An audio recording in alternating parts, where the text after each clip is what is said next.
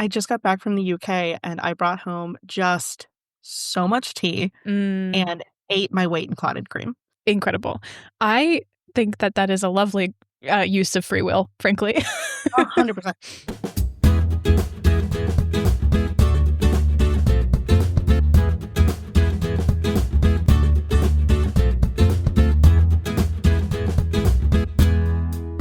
Hello and welcome back to the Fic List Presents Author's Notes, an interview series where I chat with creative type people about their experiences in and relationships to fandom and fan culture. My name is Erin, and I am a 20-year veteran of the fandom trenches, that might be 21 now, and a former professional arts administrator with an interest in bridging the gaps between creators and fandom. In today's episode, I am excited to welcome Ada, aka LoveUnlaced, a bookish romance and fantasy artist, longtime friend, and our first ever return guest.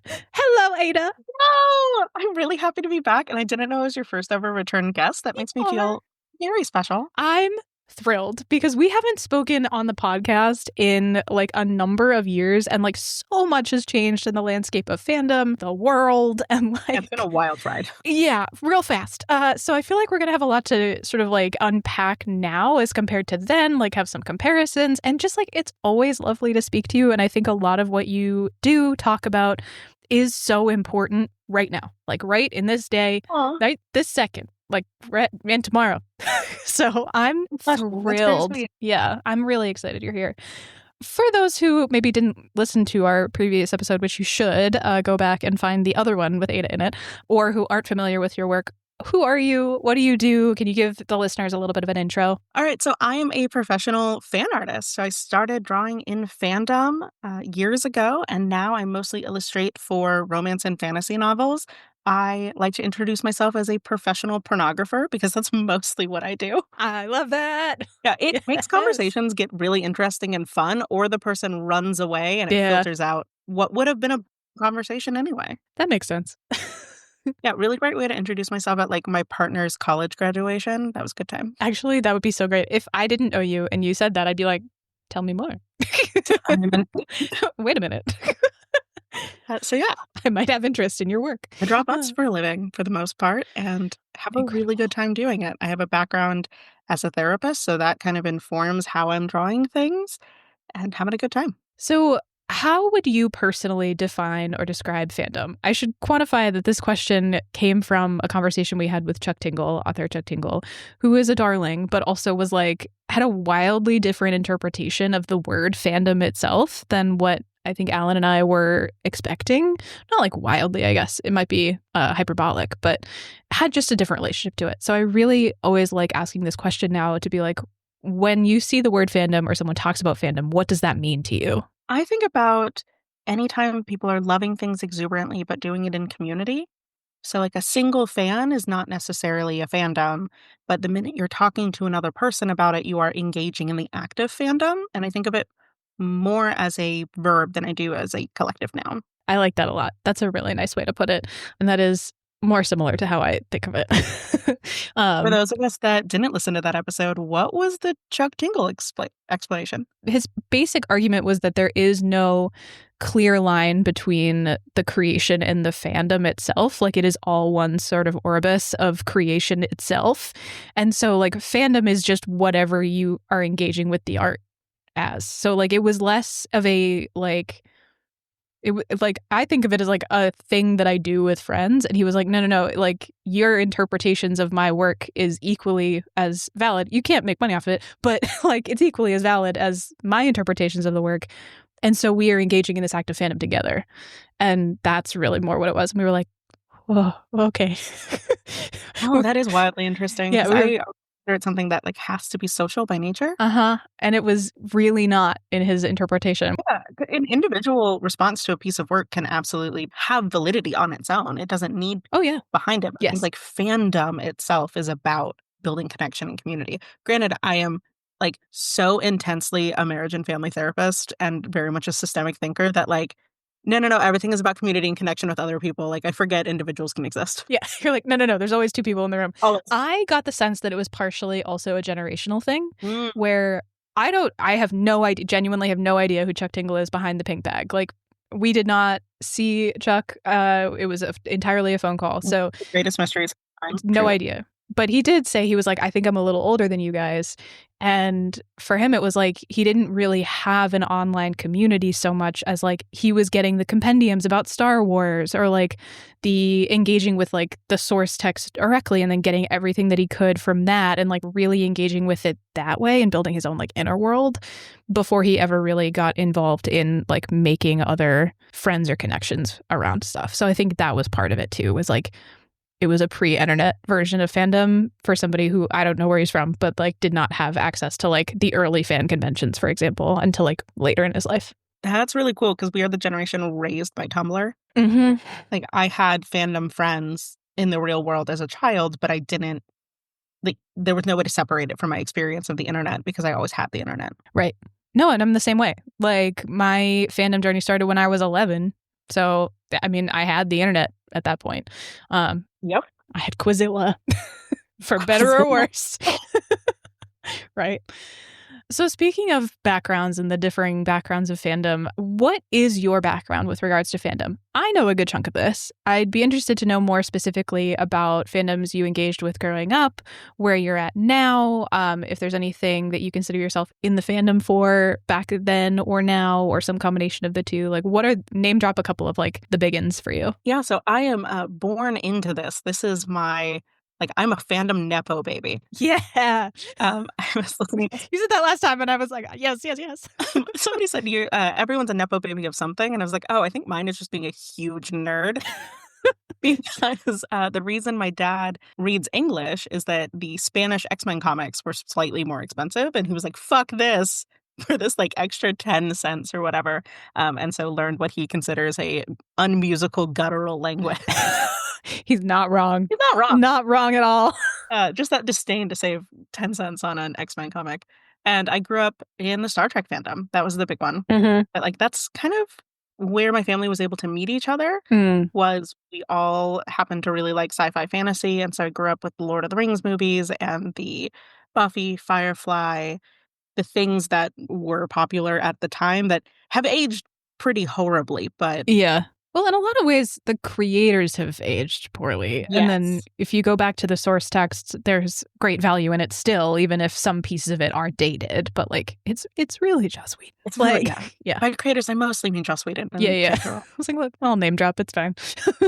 They're not listening to this. It's cool. No, they are not.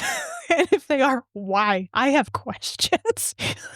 So right now I am like nipple deep in the Lord of the Rings fandom. Yes. It came back for me hard and I had never read the books.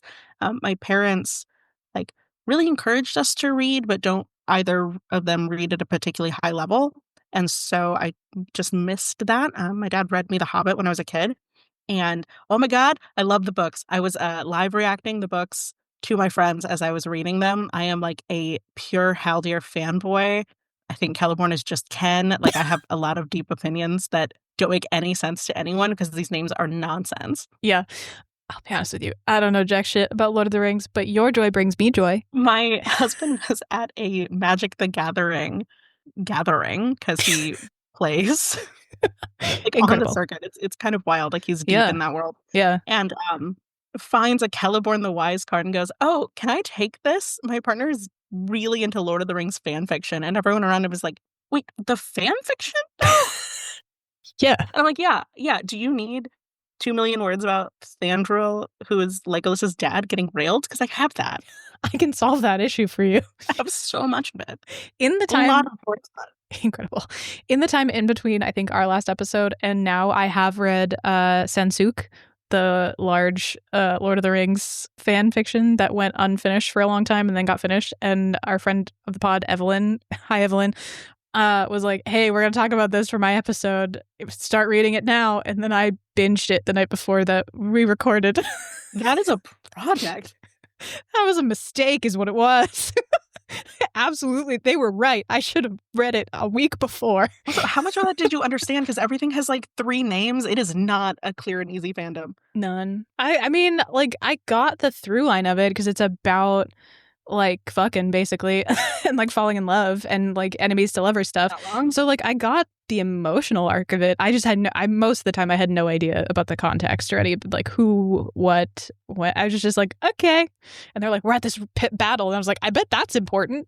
And it was. This is probably like, okay. That's great. Yeah. I mean, one of the fun parts about the Lord of the Rings fandom is that it changed throughout his life writing. Yeah. So what actually got published and what is in his later notes are different. And so, like, you can really pick whatever interpretation you want. He intended it to be a living world, which just lends itself so well to fandom. And he didn't write a lot of, like, relationship stuff, especially romantic relationships, kind of just left them. This person married this person, and then that's all we're going to say about that. And that is just sweet pickings for fandom. Yeah. That is fertile ground for fandom. That makes total sense. That's so fun. So it's mostly Lord of the Rings. Any other fandoms you want to name drop as either your past or current loves? Still deep in Star Trek fandom. I'm sitting on like 60K of my first long form fanfic. Nice. My first multi-chapter. Yeah, these idiots have not kissed yet. I'm into that. If Alan were here, Alan would go, please, Ada, put me out of my misery. It's... I love a slow burn. Born into the Star Trek fandom, and I'm still here. I'm going to die in the Star Trek fandom. I'm deeply considering just like a giant Enterprise tattoo on my leg. I think you should do it. I'm always a yes person. Spurk? Is it Spurk? Oh, it's Spurk. This one's Spock, Kirk, and La'an because I love a polyamorous ship. I do. I love that. That's really great. I also don't know a whole lot about Star Wars or Star Trek. Everyone's going to get mad at me that I just said that. Like calling it Star Wars is a bad start. I know. I also don't know a whole lot about Star Wars. I'm not a good nerd. I don't know how I got here. Those are like foundational nerd pillars. I know. I hadn't seen Star Wars until I was like 25. And I came to it too late because I was like, okay, that's fine. Yeah, you really do kind of need that layer of childhood nostalgia. I do have pictures of like 6-year-old me dressed up as Amidala. Funnily enough, so do I. Why? Because it was at the Halloween store, and my mom was like, that looks cool. And neither of us knew what it was. And I needed a Halloween costume because it was 2 days before. Like, Space Princess. Yep. Close enough. And my mom was like, I think I've seen this movie. She hadn't. But did find what it was online and did the makeup. So yeah. It's like stolen valor. Like, I got nothing. I've also gotten real deep in the Castlevania fandom because that is the gayest shit. Also, just give me a sad boy twink and catnip. Just catnip. You could have said anything, and I would have been less surprised. Really? Castlevania? Like, it's great. Tell me more. Not familiar. You're going to have to teach me about this. Like, okay, so Castlevania meaning the animated film, yes? Yes, animated series. Okay, it's a series. Great. I clearly know nothing. It's not a video game from ye olden days. Amazing. That I don't know anything about. Okay, so what's the ship? Like, why? What is the catnip? It's a sad bisexual vampire twink that has to kill his dad. Oh, I see why this is okay. An orphaned himbo with a drinking problem. Oh, okay. And a, like, kick-ass lady magician who holds all the shit together. And then they go and fight God, who is sometimes literally God and sometimes Dracula. Look, it's 4 beautifully put together seasons and some of the best use of visual language. It's so good. That's amazing. Please note that I'm laughing because I'm like, yeah, I understand why fandom would latch onto that now. Yeah, right? Once you started speaking, I was like, oh, I get it now. They didn't canonically give us them as a triad until about 6 months ago when the 10-year anniversary edition comes out, and they give us this like beautiful painting of the 3 of them together with a child, and it's like, okay, thank you. Yeah, like, thank you for the confirmation that I didn't need, but do appreciate. Hold on to your dreams, guys. That's so real. Wow. And now I'm just going to be sending you Castlevania memes until you go watch it because... Yeah. To be fair, there's a lot of stuff that like Caitlin or Alan, like a million people in my life are like, have you seen this? Have you seen that? And I'm like, no, dude. I've been reading the same fanfic over and over as a coping mechanism. I don't know what to tell you. I haven't consumed any new media in the last 12 months. 18 months? You will hit the bottom because it has happened to me. I have hit the bottom of all of the Sevmini fanfic that I think I'm going to enjoy. Yeah. With the exception of a couple whips that are still being written. And it is a sad day because I still miss those idiots. Yeah, it's the worst. Well, speaking of, should we now talk about the Harry Potter? The Harry Potter in the room. Let's go. The Harry Potter in the room. So I guess the question in the room, right, is like, one of the fandoms you are known for, or had been known for previously, is the big HP, Harry Potter. And in our previous episode, which is now 2 years old or so, we did speak at length about Harry Potter and how you navigated being an artist in the Harry Potter fandom, being a queer person in the Harry Potter fandom, and recently you stopped engaging in Harry Potter fan art entirely.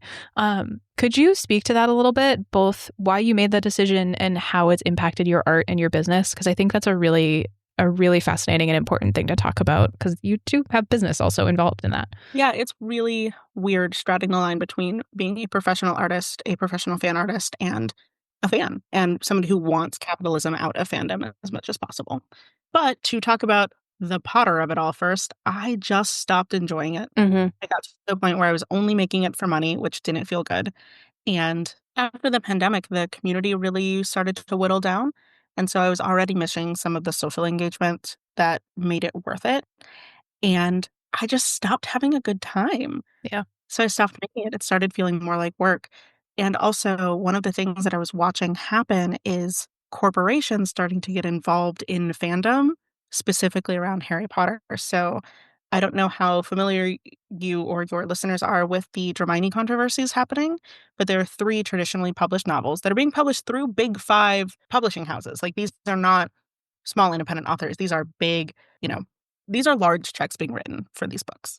And these 3 books are Hermione fan fiction that have had the serial numbers filed off to some degree.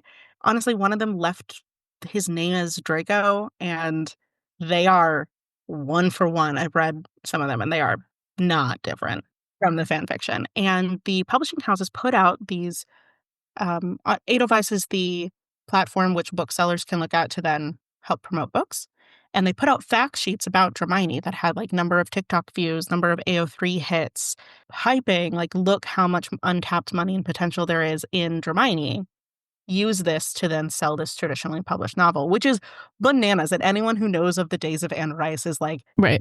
shaking their head, how is this even legal or possible? And it's only legal and possible for reasons I don't understand, because that is somebody else's brain and somebody else's problem. That is absolutely bananas.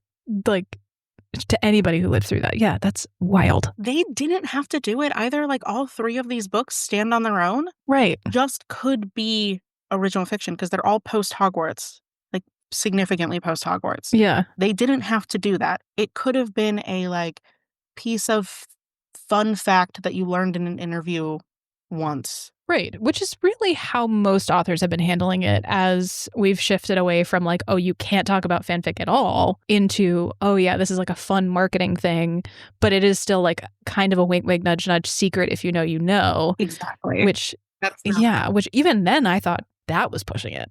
This is pushing it so much further. And like, to be clear, I have no issue filing off the serial numbers. Sure. You wrote the book. Like, Harry Potter's derivative as hell, and none of those characters are real people. They're just tropes. I have absolutely no issue with it. The issue comes in using the original IP to then promote the book. And then sometimes they were like, oh, it's fan fiction. And sometimes they're like, oh, it's original, based on how they thought they were going to get the most money. So even with that mess, one of the things that really, really changed my mind about it is what I was watching happen was these authors were then kind of becoming the stand-ins for J.K. Rowling, because Warner Brothers doesn't want J.K. Rowling attached to Harry Potter. Right. She's toxic as hell.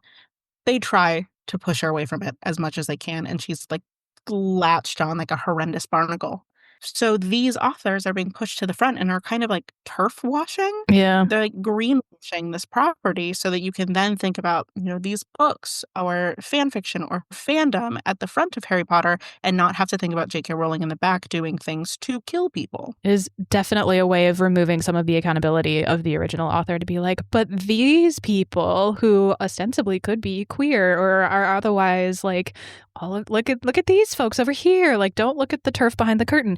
And yeah, I 100%. totally. Yeah, that's so shady and so shitty. And it sucks to have fandom used in that way. It does. And these publishers and people in defense of this would talk about like, well, fandom is a place for queer stories to be told and for marginalized voices to be highlighted. And that's true.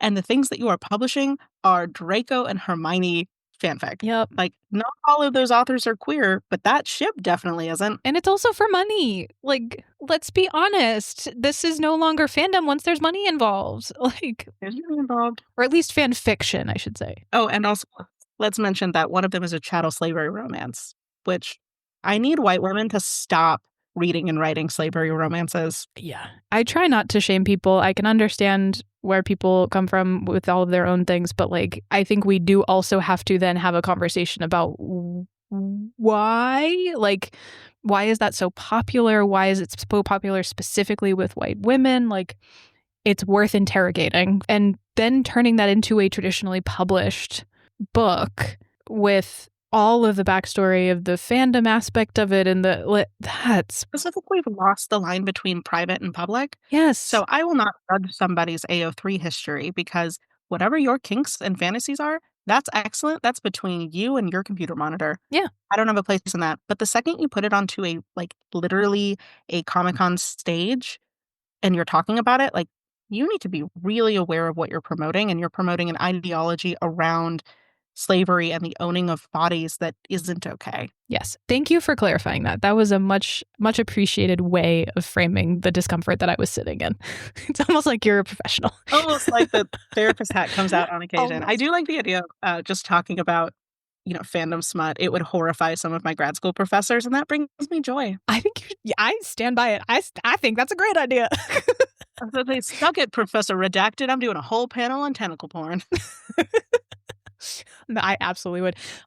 Remind me at some point to share with you all of the Omegaverse panels that we've done in the last 3 years. They've been really fun. God bless the Omegaverse. Oh my God. It's unhinged and it was so fun. I have a good Omegaverse story. Oh yeah. Tell me. I want to know. So I don't blush when it comes to sexual topics after working in SADV and then being a sex therapist for years. Like, it's hard to get me to break. Except explaining Omegaverse to normal people that aren't on the internet. And it is my partner's biggest kink. He just sits there, like, cackling in the background. He's like, yeah, Ada, tell me more about knots. How does slick taste, Ada? Educate. Wait a minute, what's slick? Kind of peppermint. Unfortunately, I would join your partner. Yeah, unfortunately, I would absolutely join your partner in the back being like, tell him about the nesting. It's his favorite thing. I love that. I endorse that behavior. Incredible.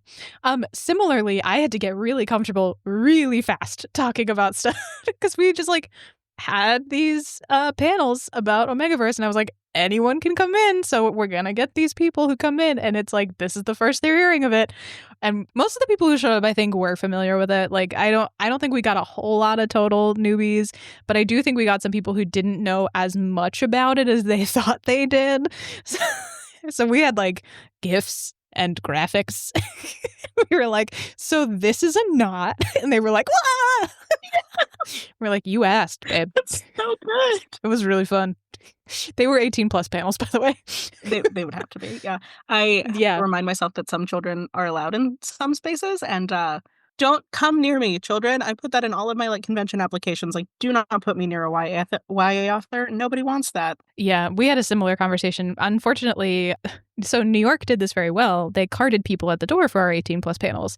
DC did not. Oh no. DC did not check anybody's ID. So we had to, at the top of the show, we were like, look, we get it. We've all checked the box that I was 18 years of age or older when I was actually 13 on the internet and being an idiot. I get it. This is not a space for that. If you are under 18, we are asking you to leave. Please don't put us in the position to be responsible for this. And thankfully, nobody left. So I think it was all adults in the room of their own volition anyway. And I will never know for sure if that was not true. But the people in the room were all pretty yeah, no. You're absolutely right. Thank you for saying that. So it was what it was. But yeah, it was dicey. We didn't like it. We were like, some feedback for you. I also noticed I'm really bad at judging people's ages. Yeah. That was part of it too. So if anybody looks under the age of 30 now, I card them before they buy my art, because unless you're covered in tattoos or something, I'm an idiot, and my live-in fear of selling some butts to a 16-year-old. Yeah, to be fair to you, I went to bartending school, and that is actually the rule, is if somebody looks under the age of 30, you card them, because you cannot really tell the difference between a 20-year-old and a 22-year-old. It's not feasible. And some people just... No, it's such a fine line. Yeah, it's so fine line. But yeah, when I was a bartender, they were like, if they look under 30, card them. And I was like, okay. Anyway, we've gone a little far afield. Yeah, a little bit. That's okay. Have fun editing. It's fine. Anyway, I'm going to jump back a little bit. And I would love to know how your relationship with fandom changed when you started being a professional creator. Like, I know you're several years into it now at this point, so I'm sure the journey has sort of changed over time as well. But like, how has your relationship to fandom itself changed since the business side of it came into play? I think it's really hard to separate out my relationship to art and my relationship to fandom because they became so intertwined. Mm-hmm. If you go back and listen to my previous episode, I'll talk about the fact that fandom gave me the creativity and the space and the lack of judgment to start making art again after years away from it. Because I was like, well, this is inherently kind of stupid. Like, I'm just making my Barbie's kiss. I don't have to pressure to make something meaningful. Mm-hmm. And that became really entwined with fandom. And so now that I'm kind of in the professional space, I do miss that freedom, that permission to like make quote unquote bad art. And making bad art is such an important part of the creative process. Yes. It's 100%. Yes, it is. I have been watching a lot of the Try Guys recently, which we can also go on a tangent about because there's a whole thing. Yeah. Today, stuff happened. No, they can't stop. Yeah, but one of the things that they, Keith, Zach, and Ash were on BuzzFeed, which also bananas to me. I was like, what? It's because, okay, Katie, who was the COO at one of the creative like leads at Watcher and got laid off, is back at BuzzFeed as head of video. And so I think Katie is trying to like bring some of that energy of BuzzFeed back because Katie had been lead producer of like Unsolved and like that whole energy. So Katie got them to come and do a puppy interview. And in that puppy interview, they were like, the best thing that happened to us and the reason we got so good at making video is that we made a bunch of really shitty videos really fast. We made 3 bad videos a week and then eventually figured out how to make good ones from that. So yeah, it's like absolutely critical that you make bad shit. Any artist, writers, any creator listening, you got to make a ton of bad shit before you have one decent thing. Yeah. It's because the gap between what you know is good, because you love something, right? You love art or you love fanfic and writing, you can tell what's good, but the gap between what you're able to produce and what you know is good just takes a lot of repetition to get there. Mm-hmm. And so, I made nearly 500 pieces of Harry Potter fan art, and I would not be the artist I am today. I wouldn't be able to book some of the names that I can today if I didn't have like some really dippy looking shit. Yeah. It's an important part of any creative process. A lot of the time I go back and like, even sometimes while I'm having an interview with someone, not in this one because we're friends, but sometimes I even listen to myself and I'm like, this is not the interview style that I want to do. Or like, I'm not doing good. And like, you just have to like power through it. The questions you sent me now are even better than the questions you sent me a few years ago. And that just shows that you have grown as an interviewer. It's a skill. Everything is a skill. Thank you. That was very kind. I was not fishing for a compliment, but I will gladly accept them.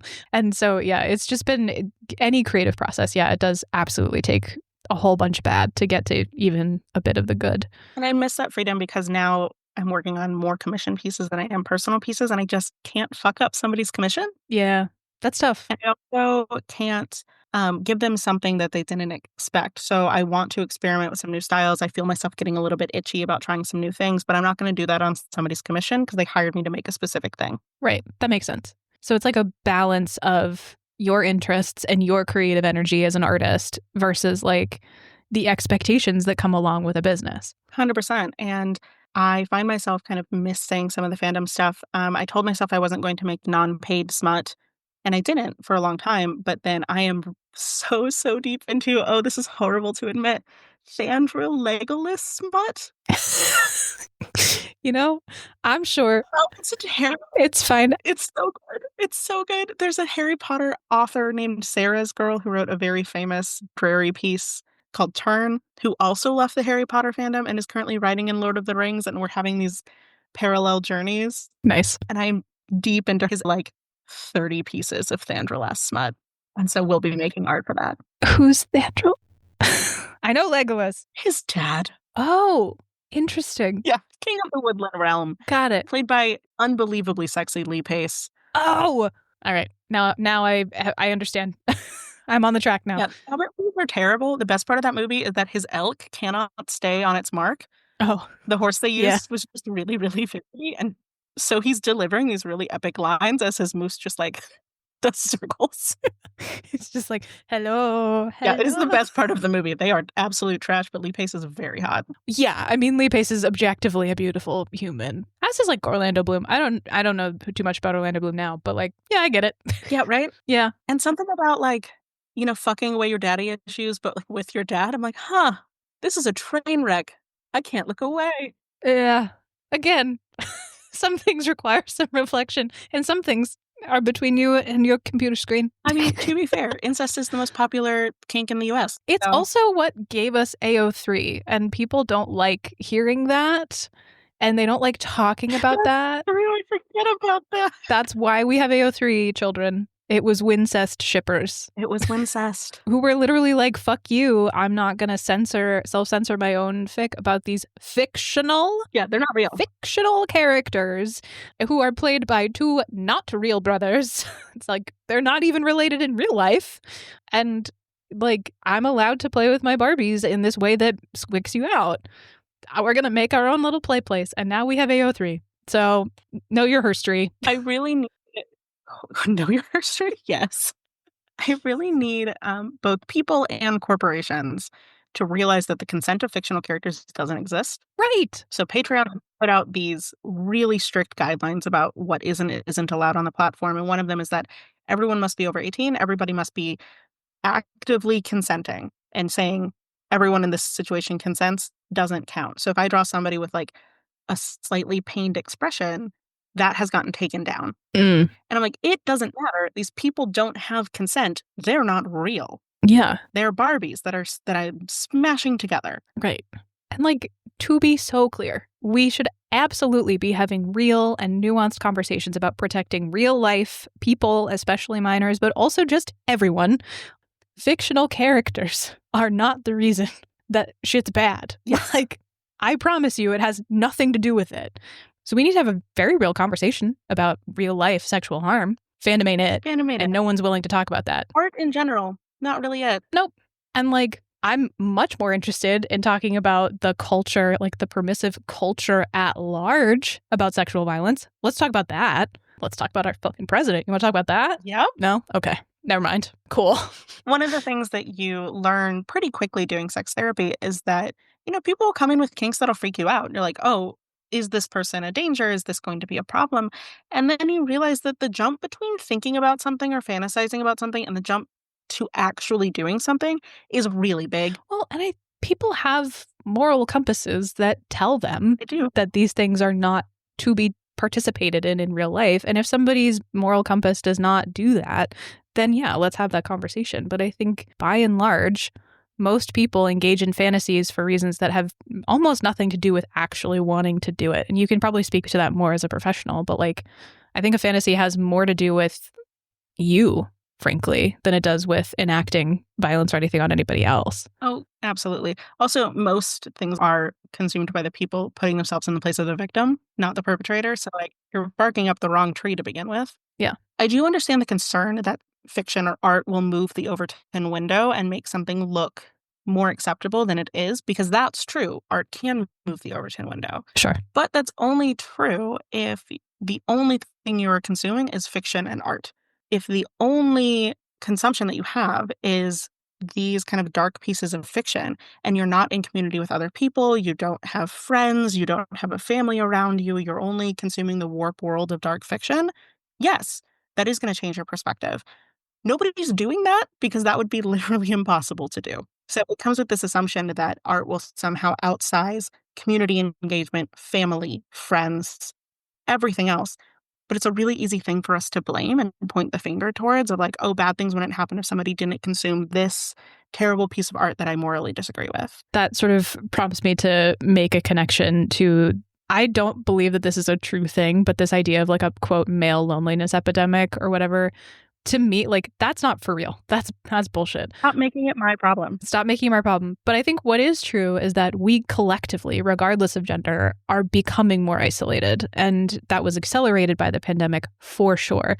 I do think that it shows up very strongly in men and male spaces, in large part because they have not been expected to build community bonds as strongly as women have been expected to our whole lives. Because when we're children, we are told, get along, make friends, you are only as valuable as your social group, like all these things. And like boys can be boys. So whatever. We don't teach them that kind of emotional literacy young.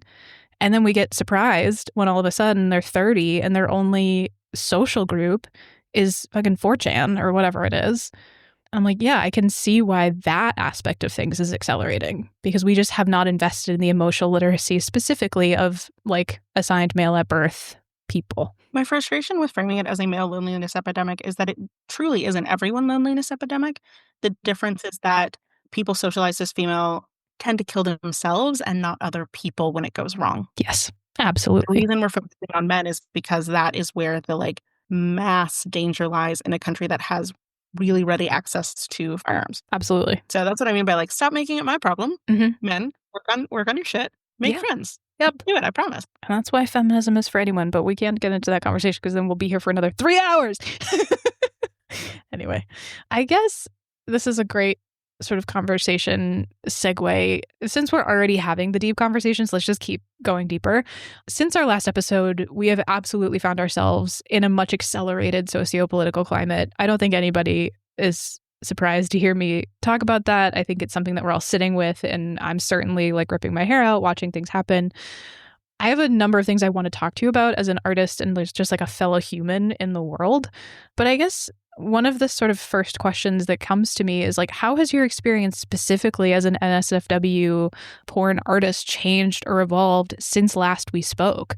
Are there aspects of your work that are now more difficult, complicated? Like, what has this been like as things have gotten so much more accelerated? I haven't been at this that long, and I have already seen stark changes. One of them being the Patreon guidelines that came out. Mm-hmm. You know, art being pulled down from sites that are specifically 18 plus spaces. When you sign up for a Patreon like mine, you have to do a bunch of age verification stuff. It doesn't work and it's a problem, but fine.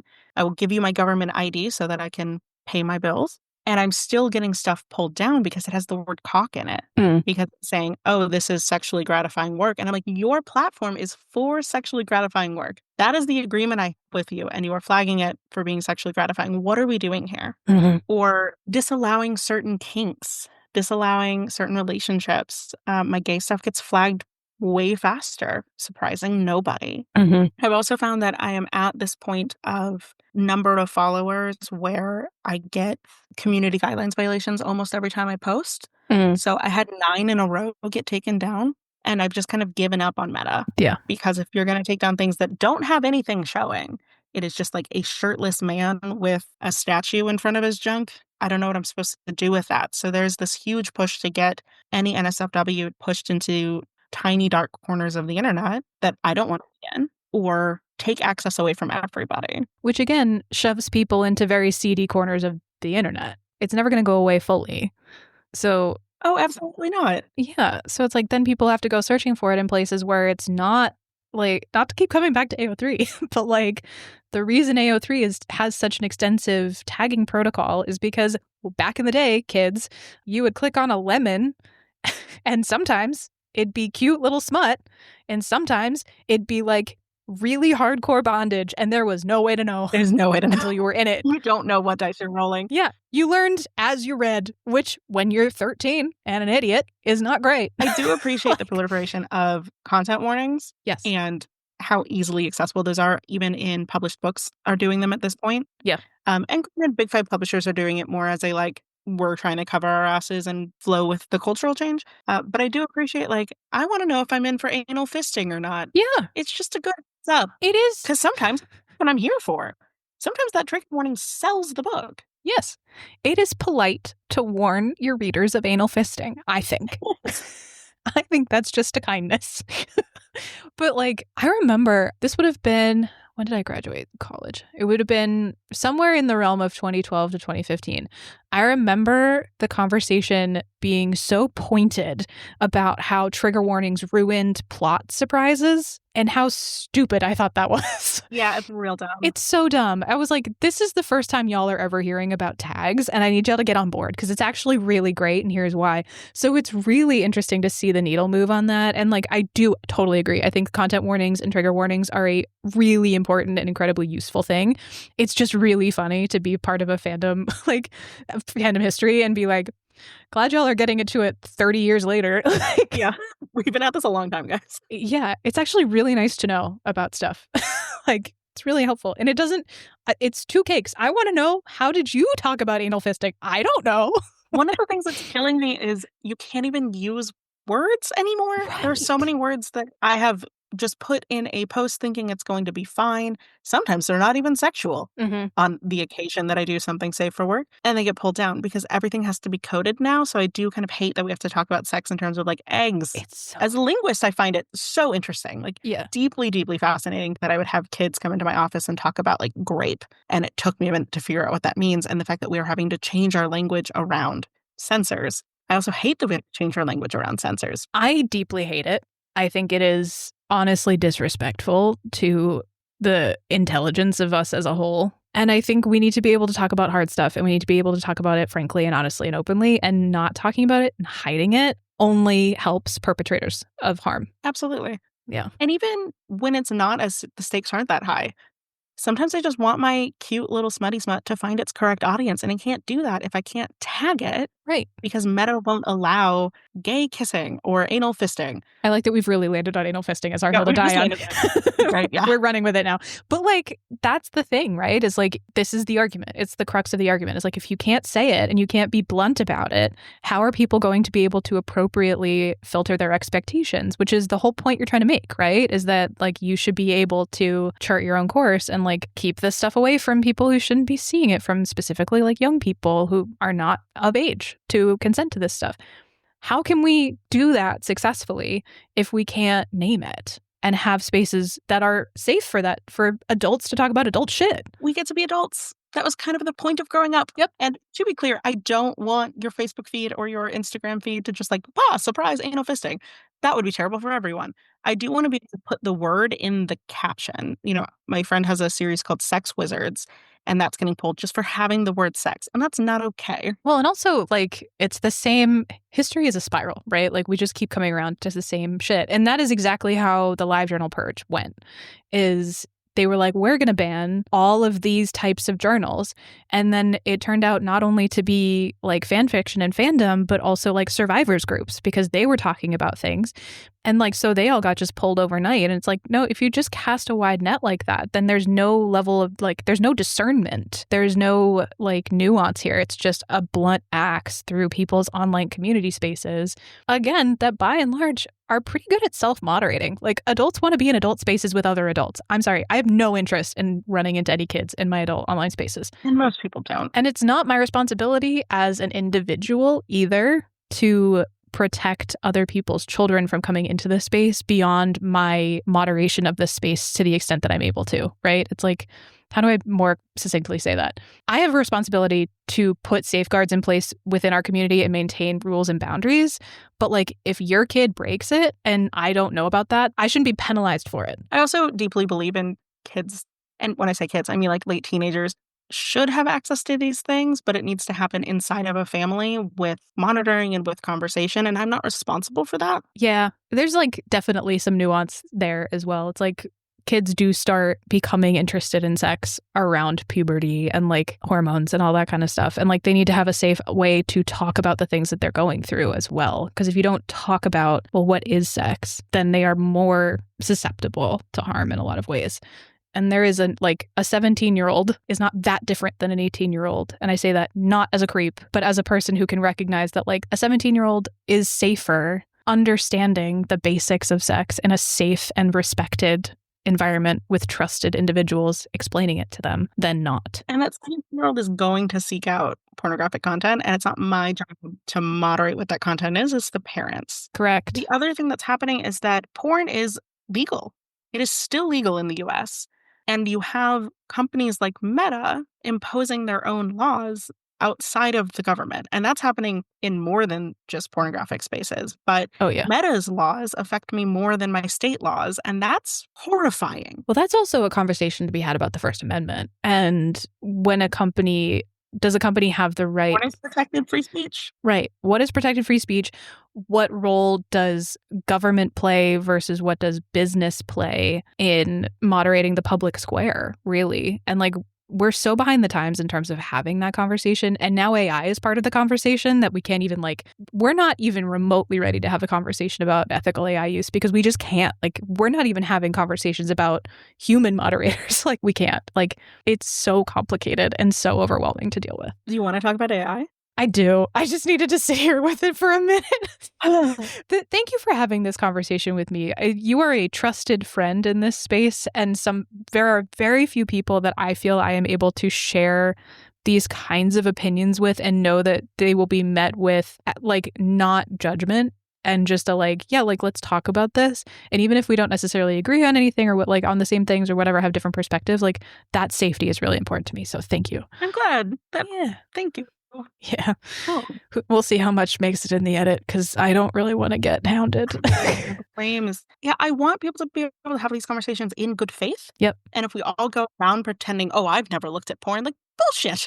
Garbage. If part of your conversation is virtue signaling how decent of a person you are to other people, you're not having a good conversation. All of us look at shit that is a little bit dark and dirty because that's what makes it fun. Yes. Will I ever admit what mine is publicly? No. Oh, no. I mean, I will about some of mine, but that is just the kind of creator I am. I really, really want to destigmatize especially non-con and dub-con porn for survivors of rape. Yes, totally. Because it is so powerful. When shit turns you on and you're kind of terrified of it, that intersection just happens to be really hot. Let's figure out how to do that safely in a way that isn't re-traumatizing, but is empowering. I should also clarify, you and I have a conversation offline? Abso-fucking-lutely. I will tell you everything.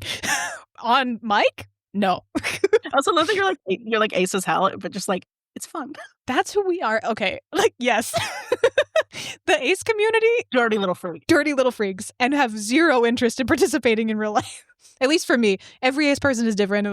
Cast a wide net. But Look, I've had some ace friends come up with just the horniest, filthiest shit. I'm I don't think I could have ever gotten there. I'm horny for a living and I can't get there. How? Someone on Tumblr said this. They were it's because we come at it with an objective lens. Just turn it off. We come at it. We're we're like chefs who don't eat the meal, but we know what's good. I can cook it. Yeah, I can see your face. I can be yeah, this hit. Okay. It's very objective. Y'all some filthy freaks, and I love you. Yeah, that's so true. If you've read good smut, 9 times out of 10, it may have been written by an ace person. I guess we should talk about AI. How is AI impacting your work? I mean, this is coming from a vehemently anti-AI person, specifically generative AI and the AI that steals from other people. I can see that there are types of AI. I don't know enough about it to be able to speak to it with any degree of scientific certainty, but I do understand that there are types of AI that do not steal from other people and are not as harmful versus the type of AI that I'm talking about where it's generative, it is stealing from other people's work, it is actively destroying the environment. How is the AI landscape affecting what you do? Yeah, let's be really clear that we are talking generative AI. We're not talking about AI spell check. Non-generative stuff has some really cool, really decent applications. But even then, in the cool applications, it's just not ready.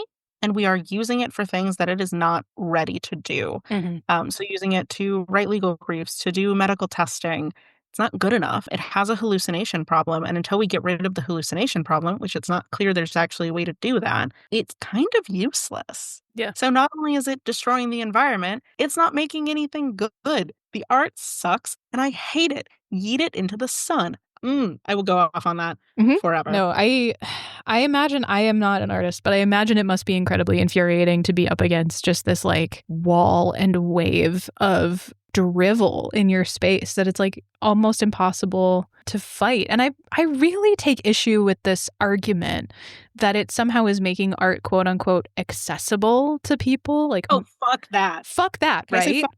You absolutely.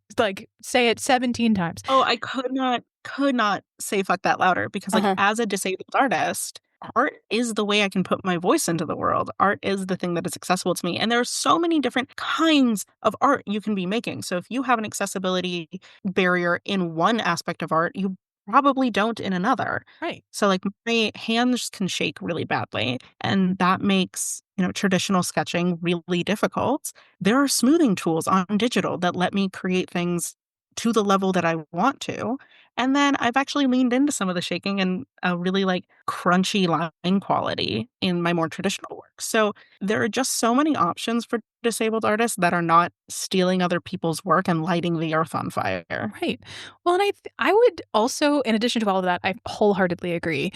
In addition to that, I was like, art is the process of making. Absolutely. If you skip the process, then you're not doing art. The whole point is to make the thing, and you bring your human soul to it and like what you enjoy and like to bring your own taste to it. There is none of that in a generative AI. Make picture boobies, please. Like Caitlin has said this before. I stand by it. Like no one is getting off to AI smut. No one, because it's heartless and it's bad. I want ethically sourced smut. Yeah, clearly. I want to know someone was like horny over it and like made it and like we can enjoy this like. And it's not just horny art, but we're talking about horny art, so whatever. But like, I'm not interested in a computer's version of the artwork. I'm interested in your personal interpretation of the artwork. And if that's not what you're doing, fuck off. But let's be clear, that is an artist's way of looking at the world. I know. If art is a consumable good to you, and it is not about the process of creating or about the process of communicating, but it's just like, oh, let me consume this pretty thing. And what you want out of it is more and more and more. I absolutely understand the temptation of AI. Yeah. And I was thinking about this, especially in terms of fandom, because fandom, one of the ways that we love something is by wanting more of it. Mm-hmm. The book ends, we write 6 more seasons in fan fiction. That is the way that we have grown up to love things.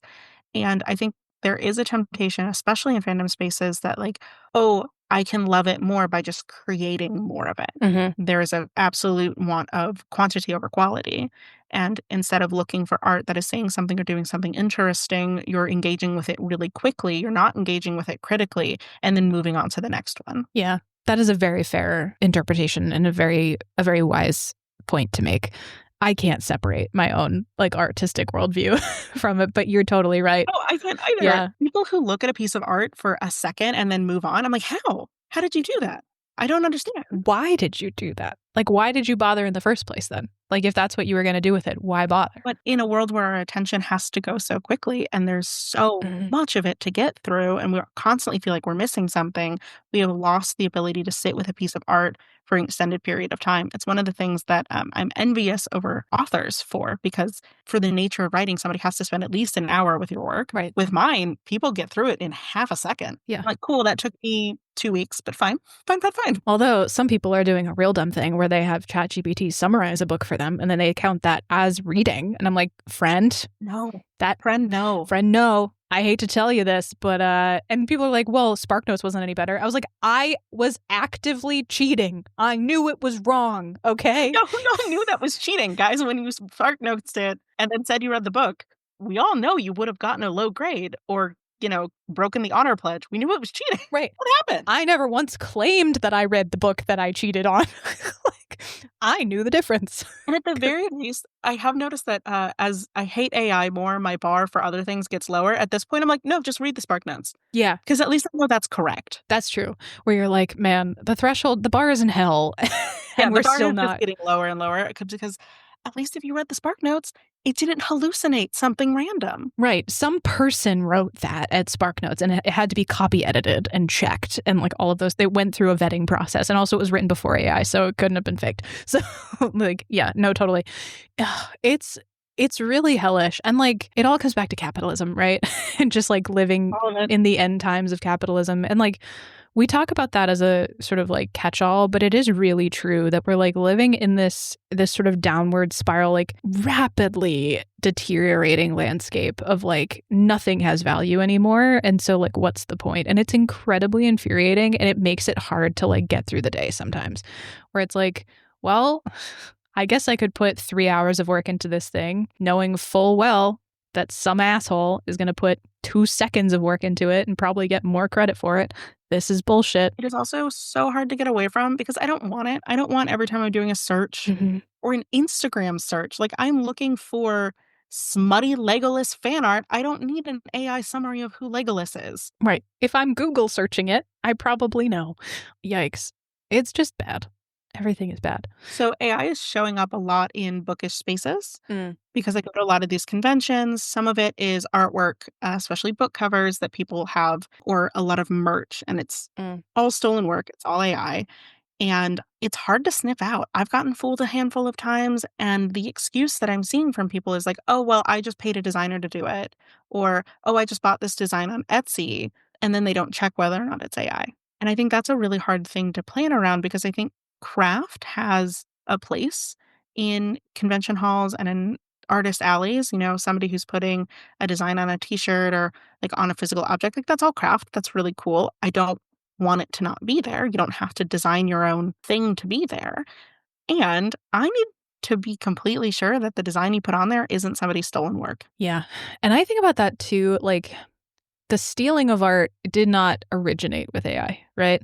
So a friend of mine in college, like she was actually working at college when I was there, but we were very close in age because she was a pretty young advisor to our student work group. She's a graphic artist out of Texas, and she was the original Fall. My favorite thing about Fall is the fall of the patriarchy, that whole thing.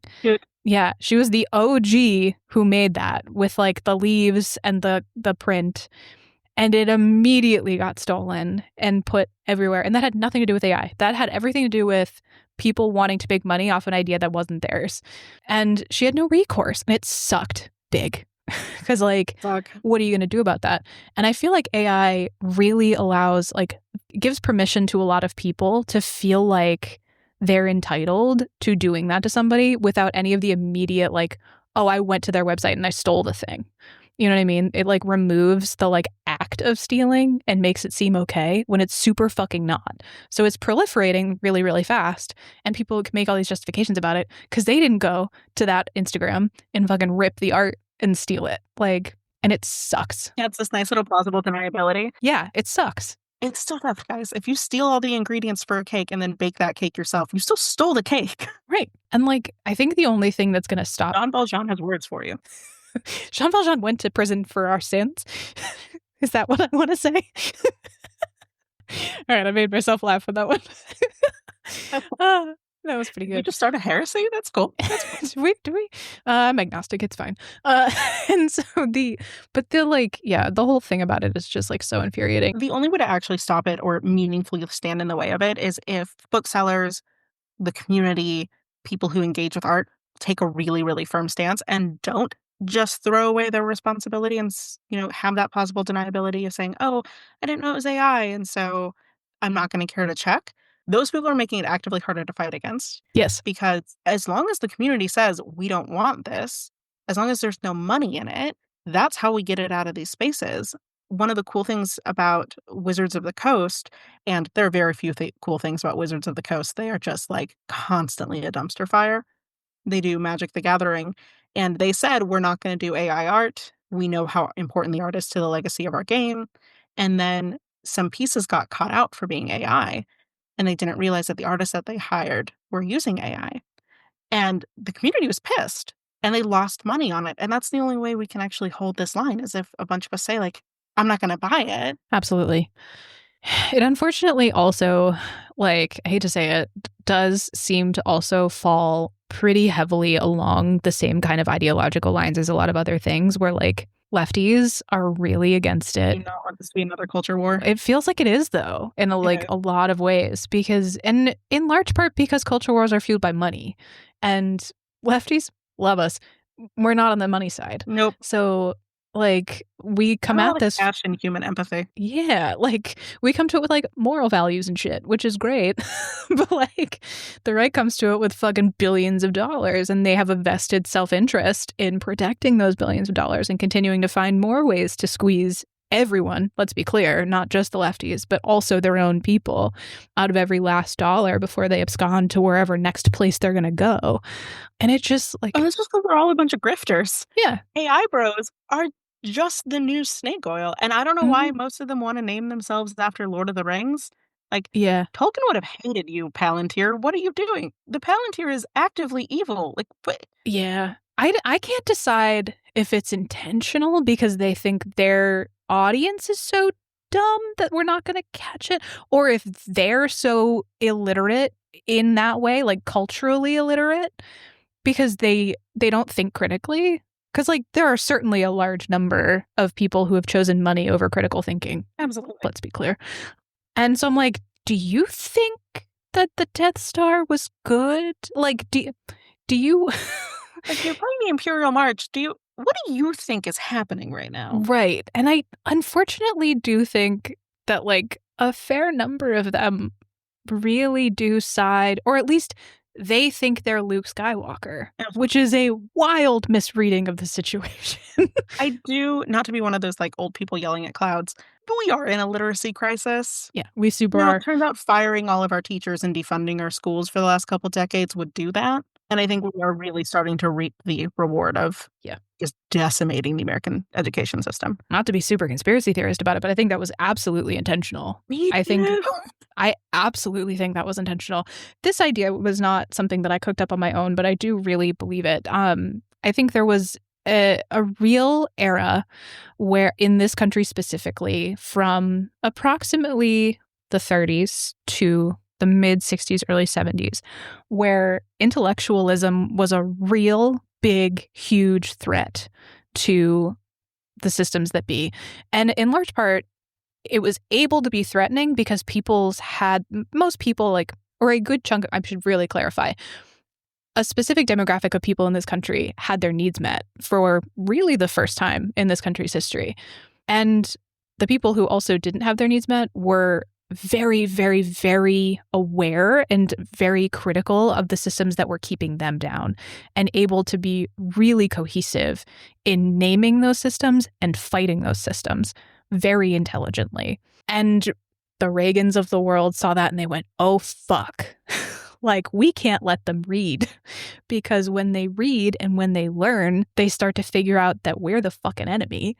And we are like, it is to our benefit, if we want to maintain these power systems that benefit us, to make, like, learning inaccessible and to remove the possibility for them to, like, know their own history even, let alone, like, be educated in the way that this generation has been educated. So let's defund. This is absolutely one of my pet conspiracy theories that I don't even think is that much of a conspiracy theory. I think it's just historically true. Especially, I think it just happened. Yeah. Because you can see the DNA of Reconstruction everywhere. Yeah. Like, the North won the war only technically, but they lost every single moment of Reconstruction, and we are still paying the price for it. Oh, absolutely.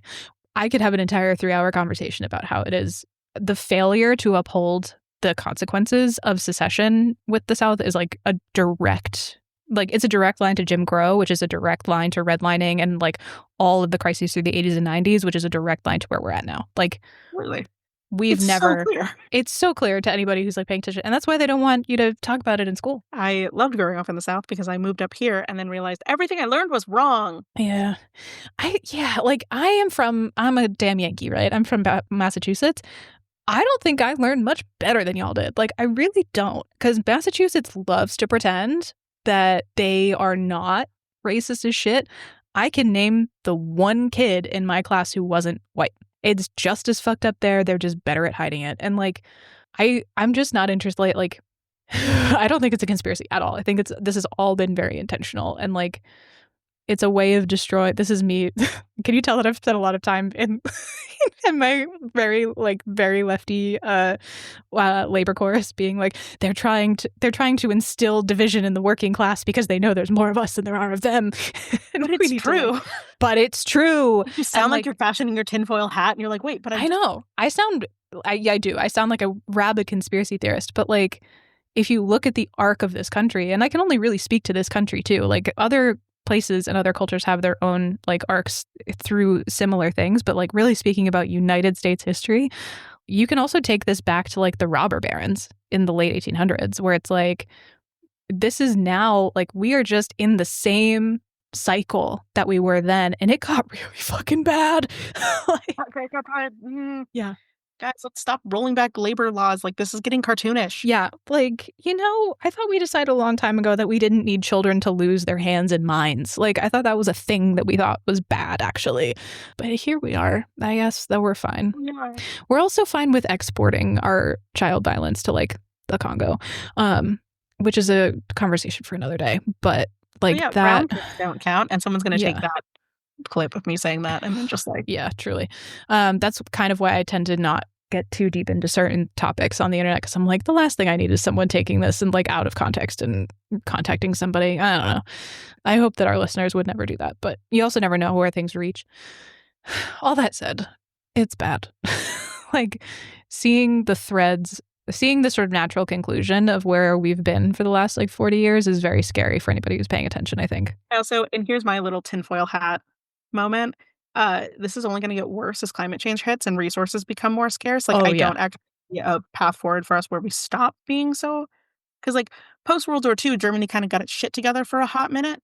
I don't think we're going to do that, because I think we're going to go into water wars, so... Oh, yeah. No, I'm fully with you. I don't think that's a conspiracy theory at all. I think that's already happening. Like, climate-related migration is already a thing. Yeah, we're headed for a bad time. Like, we're in a bad time, and it's only going to get worse, I should say. Because you can look at, like, after wars, after a big swing right into fascism, you have a moment of the pendulum swinging back. It doesn't last nearly as long as we'd like. I just don't think we're going to get that this time, because I think we're going to immediately jump into more climate crises. Yeah, and I even think if we do swing pendulum back, like, the pendulum is going... It used to be that the pendulum was like this. It's like a ping pong ball now. I feel like it just, every 2 years, it's just absolute chaos. I've also been thinking, like, what gives me hope, especially as I've been reading a shit ton of Lord of the Rings, because that series is so largely about... Okay, I shouldn't say that, because Tolkien has a letter in the front of the book that is, "This is not allegory. I hate allegory. Stop reading this as an allegory." And then we read it as allegory anyway. Then we read it as allegory, and he's just spinning in his grave. We are DW. That sign can't stop me, because I can't read. Move on. But the story is largely, how do we find hope in terrible and trying times? Mm-hmm. And I've stopped thinking about hope in terms of, what's going to make me feel good, and hopes in terms of, like, what can I do? What is my duty to this moment and to the people around me? Yeah. And I think that has a deeper well for me than it does, like, where are the good things? Because I'm not going to find good things every day, but I am going to find things that need to be done every day. I think that's a really important and a really super valuable perspective. And it reminds me, of course, of the Mr. Rogers quote where it's like, look for the helpers. But that is often used to be very, like, I think he intended it in the same way that you said it, and then it gets taken and turned into, like, coffee mugs and shit. It's advice for children. Yes. And if you're a child and you don't have a lot of systemic power because you're 6, yes, look for the helpers. Yes. I think what I'm getting at is that, like, it is often treated as this sort of, like, cutesy thing, and it's actually not. It's a very radical perspective. It's very radical. Yeah. And that is what I'm hearing you talk about, too, is this, like, how do I find hope? I did recently see a Tumblr piece of art that I hope was hand-drawn. That was great. That was, hope is not a bird. Hope is a sewer rat clawing and biting its way to the surface with everything in it. And I was like, you're right. That is what hope is. That is how I feel. Yeah, my hope is not kind or peaceful. My hope is, like, coked up and hanging on by a thread, clawing its way through. Gnashing its fucking teeth despite everything. Like, ready to bite a motherfucker. Yeah, feeling that really, really deep in my soul right now. And sometimes it's not successful. Like, sometimes, I'll be totally honest with you, sometimes I'm like, that's it. We're just riding this shit out at this point. Like, my hope is gone. And then the sewer rat comes back out of me and goes, no, this is my fucking country. Fight for it. God damn it. And then I'm like, okay, fine. One of the questions you asked on this form was, how's your mental health work? And I was really embarrassed to answer it because I am not actively working as a therapist right now. I needed time off. And I know I'll go back because that is just a part of the way that I interact with the world and who I am that I don't think I can turn off. Like, I don't think I can turn off the helper because it shows up with my friends all the time. They have to listen to me, rant about, like, the latest interesting research that I read. But I am really leaning into kind of, like, doing it in shifts. I thought the Trump presidency would push my going back to work much sooner. And I realized I'm not ready for it, but it also did further radicalize my art. Yeah. So instead of finding it through being a therapist, I am finding resistance and joy in making like queer, good, sexy community and art. And like that gets to be resistance too. It absolutely is. Thank you for sharing that. I feel like that was a moment of vulnerability that I really appreciated. Okay. Yeah. And like, I also think, just from having known you, like, there is an element of the mental health work in what you do, right? Because seeing people as whole people and treating people as whole people is mental health work. And being willing to be like, to continue to fight the good fight is part and parcel with like all of the other aspects of what you do. So like, I think, and I cannot fathom. There are so many professions that I'm like, I cannot fathom being in that world right now. And mental health is one of them. Like, I don't know how anybody stays as a mental health professional right now. Healthcare workers, teachers, mental health professionals, like anybody who is in one of like that type of thing, I'm like, how are you standing? Like, for a therapist, it's about 10 years. Like 90% of therapists, 97% don't make it more than 10 years. Yeah. And I did about 10 in various mental health jobs. And then I was like, I just can't. Yeah. And so I'm taking a break. I think I'm going to go back in the realm of coaching though, and not traditional therapy, because traditional therapy is getting locked down by DHS in ways that are just really disgusting. Yeah. You know, coaching, for all of its ills and for all of the grifters around it, gives you a lot of freedom to like not have to rat people out to ice. Yeah. This comes back to this idea of like, what role does government versus business play in the 100%. Yeah, and it's like, it's the same fucking question at every turn. It's like, who do we put trust in to like regulate and whatever? Government is failing in many ways. Business is failing in the ways that business will always fail. And like, what do you do with that? Like, how do you move forward in a world where there is no good option? But I can totally understand the impulse to be like, well, I'm going to move forward in the only way that I feasibly can within my moral code, even if I have to make some compromises on what that means. But yeah, I think that makes a lot of sense. Fortunately, a lot of it is shaving a space for yourself and kind of carving out something new. Mm-hmm. Because one of the reasons I'm leaving therapy is that like our code of ethics is focused on the wrong thing. The fact that you can be an MFT that doesn't believe that gay people should exist, and if you get a trans person, you're going to talk them out of being trans. Like, there is nothing in our code of ethics that is meaningfully standing in the way of that. It is strongly standing in the way of me seeing somebody over the border of the neighboring state. That I'll lose my license over. Which is like, what is the point of do no harm, right? Therapy organizations tend to be largely conservative, and the definition of harm changes. Yeah. Well, then that all cycles back, right, to if you label queer art as harm, it becomes very easy to legislate it and very easy to block it. Yes. And here we fucking are back in the spiral. Support your queer artists. We're having a really hard time right now. It's been a hard time. Getting our art in the world. Yep.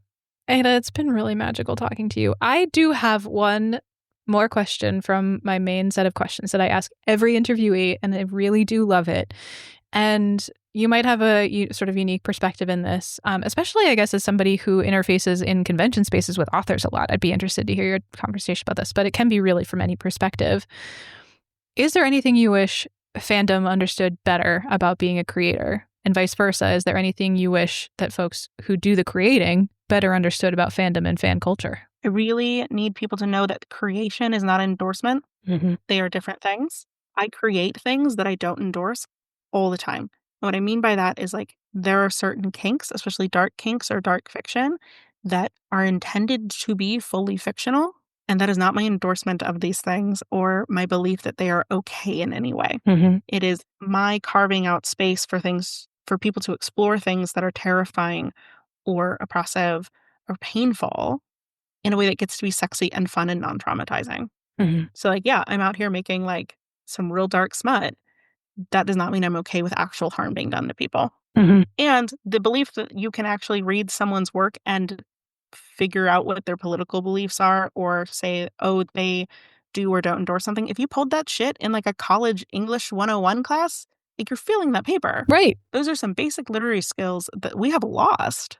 Absolutely. And is there anything you wish your fellow creators understood about fandom and fan culture? Ooh, that's fun, especially because I work with so many original fiction authors that don't engage with fandom. I think it's really important to decide how you're going to engage with fandom whenever you're creating something, because there is a solid chance, and partially you want this to happen. You want fans of your work to exist. You need to decide how you're going to engage with that, because kind of having the whiplash of engaging really deeply and then trying to step away from work and then engage really deeply, I think can cause more rifts in a community. Absolutely. Use a pen name. Respect people's pen names. Don't try to sleuth them out as people. Like, know that when I am at a convention, I am in drag, for one thing. Like, I am hyper femmed up in a big sparkly skirt. Like, I am very much there as a drag persona. This is a sliver of my personality that people get to see. And then there's a personality that I am at home and with my friends and with my family, and everybody does this. But once money enters the equation, like, you as a creator aren't a full person, you are a persona. And you need to be hyper aware of that, and your audience needs to be hyper aware of that. Yeah. Because it's also part of the way that we get to break down the parasocial relationship. Absolutely. I think that's a really valuable and important thing that like is only becoming more true and more relevant every day, I think. I catch myself falling into the parasocial relationship not infrequently, especially with some of like my favorite podcasters. Like, oh, you don't know who I am. I don't actually know anything about you. I know this small sliver of your life that you have made publicly available. And we need to learn how to treat that as performance and not as like a deep personal connection. Yes. Not to keep bringing it back to the Try Guys, but like that is the thing about the rise of the vlogger style or like the influencer version of creation, right? Where it's like the thing that you're selling is yourself or a version of yourself. And that comes with a huge set of problems and potential issues that like, not to say that people don't also glom on to like actors and stuff, but actors are very clearly playing a role. You've glommed onto a role of theirs versus, oh, I'm obsessed with this person.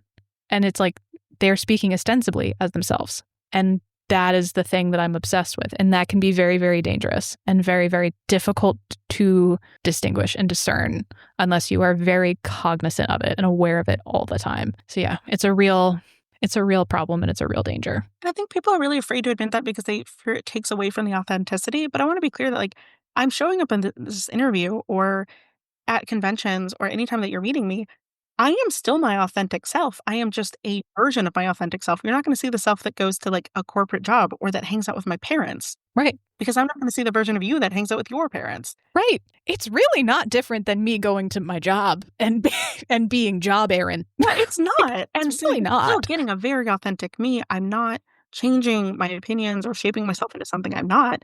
It's just a boundaried version. Yes. And that's okay. Yeah. That has to be okay. It must. Or else we can't do this. This becomes an unsafe relationship in that case. Like, yeah, no, totally with you. I think that's a really great answer to that question. I think also Katie Robert talks about there is no fandom that hasn't turned on its creator, which I think is dark and deeply true. And I think that happens in part because you're projecting your needs of what this person needs to be for you, and they can't live up to that. So you're going to turn on them. But if you allow me to be my own person, even if it's this, boundaried version of myself versus projecting a need onto me, then it doesn't have to turn. Then we get to have a really healthy back and forth. Yeah, absolutely. I think I said today to somebody, I was like, no one is pettier than a fandom scorned. No one. Oh, God, no. No one and nothing. And like, in a lot of ways, I totally get it. But also it's like, sometimes it's like, that can be used for bad. There's a line, guys. There's a line. I did have somebody try to go after my therapy licensure for making smutty Harry Potter art a few years ago, which, by the way, they don't give a shit. It was a really funny conversation with my boss who was like, that's so cool. Can we put that on the website? Yeah. You're like, didn't do what you thought it was going to do, but also don't do that. Like, but also like, don't put me in a position to have to worry about that. Right. That's why my government name is buried under multiple layers. Yeah. I probably should have done that. Honestly, it's hard to stay vigilant about that because honestly, if you did enough dive on things I've spoken about or appearances I've made, like you can figure it out. Right. But I can't live my life in so much fear that I have to be that cognizant all the time. It's exhausting. It's this really infuriating back and forth. And like some people would come back about that and be like, well, then why do you do it? And it's like, because go back to the art thing. I like creating stuff. Can't not create stuff. So I want to ask the question back at you as somebody who is kind of this, you're in a leadership space in fandom and somebody who has viewing it, both making content about fandom and being in fandom and has been in for most of your life. What do you wish people knew? My immediate reaction to leadership position in fandom was, Because I don't actually feel that. I just feel old in fandom, which I think is a different thing. If not leadership, influence? Maybe. I will take it as a genuine, though, and try to answer that sincerely. I think I do wish fandom was better at sitting in discomfort of nuance. Yes. And I think creators, in order to make art, you very often are intentionally living in some kind of nuanced space, right? Like art that just prescriptively tells you how to feel about it is often bad art. And the good stuff is a little squidgy. And I think fandom needs to be better about being okay with the squidgy. And like, I think we have a really hard time with that. And I think that is also a cultural thing. So I wish fans better understood that it is a creator's job, really, to like live in the squidgy. And that means you're going to have to be okay with that. Even as I'm smashing butts together, I want you asking questions. I want you to be just uncomfortable enough, safe, but uncomfortable enough to be like, what do I think about this? Yeah. Because then you learn something about yourself, and that's pretty cool. Exactly. Yeah. So I wish, especially, I think I see this, I hate to say it, like it's true of all fans. I do think it is a younger fans mindset in a lot of ways. Like when you are newer to fandom or younger in fandom, to be very like black and white about stuff, to be very prescriptive about it. That is being young. That is. It absolutely is. And that's not a knock on young people. I think you have to go through that process as a human and just live through it. I think the sooner you go through that process, the better. Like the sooner you sort of look into the world and go, oh, I don't know like I know some stuff, but I don't know nearly as much as I thought I did. And actually there's like a whole world out there of nuance and conflict and stuff that like, frankly, two truths that are in conflict with each other. And that doesn't mean that they cancel each other out either. Like that is the world. The sooner you kind of get comfy with that, I think the better everyone is. I'm so grateful we got to start with like a handful of Tumblr followers and not 10,000. Yeah. TikTok. I'm very scared for the version of the world where anybody can be that perceived all the time when they are young. That's very scary to me. In terms of creators, I think it would be to many creative people's benefit to take the time to not see fandom as some kind of like weird, necessary evil thing. That I see a lot of. Sometimes creators have this attitude, and I think that attitude is changing. But I've observed that fandom is often treated like the butt of the joke in a lot of ways. And I wish that in those instances, folks could see that fandom is born of a reaching out to engage critically with something that you made and see it more in the Chuck Tingle fashion of a collaboration, a conversation, and to not treat it like, oh, it's just a bunch of like dumb teenage girls, you know, like, which seems to be how a certain, I think I should say specifically like a legacy generation of like artists really see fandom as like the domain of sort of just like dumb kids. And I'm like, no, like there can be. For sure. Like, hey, dumb girls built everything you love. The reason fandom exists is 60s Housewives. So yeah, get over yourself, people. Yeah. And there's also like value in those dumb kids. You know what I mean? Like those dumb kids bought your shit. So stop treating them like garbage. Like truly. And like garbage. And also don't treat them as a cash cow. Like don't do the book publishing house marketing something as Hermione. What are you doing? Yeah. And like what happened with that? There was like a Bridgerton ball thing that turned out to be like an absolute nightmare. Like, yeah, like stop trying to cash cow people and like quit using fan culture and fandom as like a means to an end. Like the reason fans get so like, I think a lot of us get really verklempt about stuff and get really like into it and get really upset when stuff happens. Like there's so many shows that I can think of off the top of my head where they were like, well, everyone was saying this had to happen or they wanted this endgame, so we did the exact opposite to spite. And they won't necessarily use those words, but like, it's a thing. I'm going to name them. The Magicians explicitly said that. They did because they're fuck nuggets. But why would you do that? These are the people literally supporting you with their dollars. Like you are shooting everything. A lot of creators see like fan theories and like fan people, like people getting really into stuff and like identifying threads of story as like a threat to them or something. Like if we figure it out, we've somehow ruined it. And I'm like, no. Like fan service for the sake of fan service is bad, but stop spitting in the face of your fans. Like, stop doing that. It also just feels like that, no one could be as smart as me. No one could write the story as good as me. And so when your fans start to piece it together, because they are also intelligent and know how to put stories together. There are so many more artists running around than are actual professional artists, because being a professional artist is a hell of a career. Yep. And they're at home piecing together the building blocks of narratives because they know how to do that. That's the thing I wish creators really would embrace, is treating your audience as the intelligent and engaged people that they by and large are, and not not motivating coming from a place of spite or even just dumbing stuff down for people. I think that's garbage. So yeah, thank you that's the first time that question's been turned on me. So very fun. You gave a great answer. I was like, you've had to have thought about this. I have thought about it because I wrote the question. It's I have perspectives on this, but I wonder what other people's are, which is kind of where this was born. But yeah, no one's ever asked me what it was. So thanks for asking. That was fun. Good luck turning this into an episode. Yeah, it'll be fine. A lot of it I have to just mass cut out anyway, because we talked about shit we can't publish. It's gone. No. Yep. Ada, where can the people find you? Where, assuming that all continues, where can people find you? And assuming that the world continues to turn on all meta platforms at _LoveUnlaced. I also have a Patreon, and I have a free tier on Patreon because I get banned on Meta all the time. So I put a lot of the teasers or kind of free stuff over on Patreon. There are also the paid stuff that has a lot of just good butts. I do a vote every month. This month is going to be K-pop Demon Hunters Smut. Yeah. That I've seen. This one, I run a pop culture podcast, and I've seen this one thing. I've seen it multiple times. It's great. Oh, it is on repeat in my house. It is. It's so good. It's so good. Anyway, sorry, we can't go down this rabbit hole. We're 2 hours in.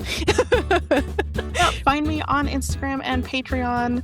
Those are the platforms I use most often. And I will be at lots of different book conventions kind of all around the US. Come say hi. And if you know me from the Fic List, absolutely say hi so that I can take a picture and spam Aaron with it. Yay! Please do. That's so fun. Yay!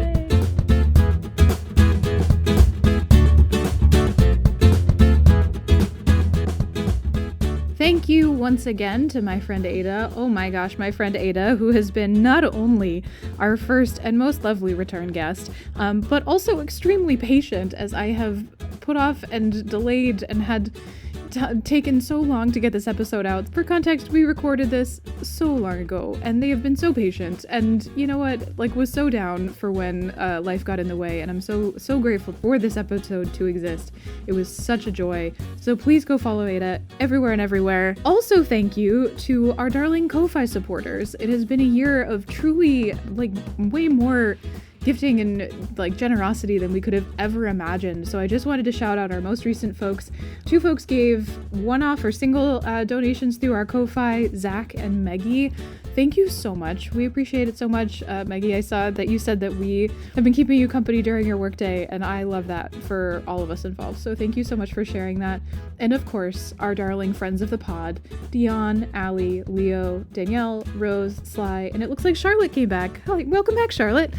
So again, thank you so much. We could not do this without you. Quite literally, you are keeping the boat afloat as we go through this end of the year, heading into the new one. I'm so excited. This podcast will continue, of course, on a fanfiction posting schedule, but nevertheless, we persist. So please be on the lookout in the new year for some really cool interviews. I have one lined up in January that I'm genuinely so excited about, and we are in the early stages of figuring out what we're going to do for AwesomeCon DC, so hopefully that will all pan out. But yeah, as this year runs to an end, just feeling really grateful and hoping that you all are hanging in there. I know it's been a year, so thank you all for supporting us through this little endeavor, me especially through this interview series. Have a good one. Take care, happy holidays, and we'll see you in the new year. Bye.